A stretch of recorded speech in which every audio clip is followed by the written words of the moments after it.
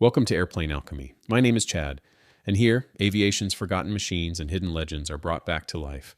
We uncover the rare, the remarkable, and the downright unusual aircraft that shaped aviation history, and ask the question, what if these airplanes were given a second chance today? From rugged bush planes and STOL pioneers to experimental designs and aviation oddities you may have never heard of. This is where the past and present take flight together. So strap in, power up, and join me as we make wings meet wizardry. This is Airplane Alchemy. 17 years ago, I began restoring a Piper J-3 Cub. It was one of those projects that grabs hold of your imagination and won't let go. But sometimes life writes its own flight plan. The Cub waited, and so did I. The Piper Cub is one of aviation's most beloved airplanes. Built in the late 1930s and 40s, it trained thousands of pilots during the World War II and gave countless others their first taste of flying. With its yellow fabric, simple stick and rudder controls, and a stall speed you can practically jog alongside, the Cub became a symbol of pure freedom in the air. The Cub I was handed wasn't freedom just yet. When I first got it, the fuselage frame was caked in what looked like mud bricks, with bees' nests built right inside. The wings were still there, but the fabric was so brittle it crumbled to the touch. So I rolled up my sleeves. I spent countless hours under a sandblaster, wearing out tungsten tips just to strip the frame clean.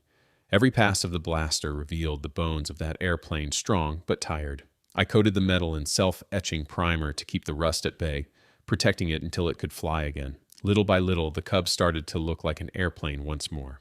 We got it up on its landing gear. I mounted the engine and the propeller. I still remember checking compression, and it felt promising.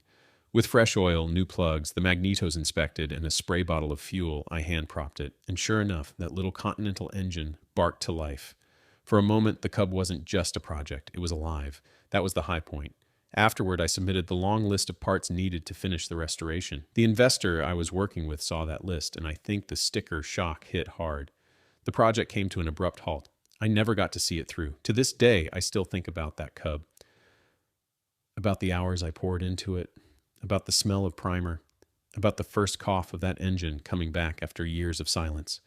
I worked side by side with an A&PIA friend who guided me through each step, teaching me lessons that stuck even when the project didn't.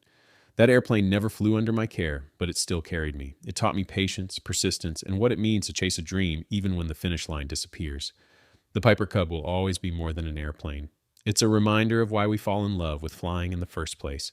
Maybe one day I'll finish a Cub of my own, but whether it's flying or waiting, the Cub spirit endures. And for me, so does the dream. Thanks for watching Airplane Alchemy, where we bring forgotten aircraft and aviation legends back into the spotlight.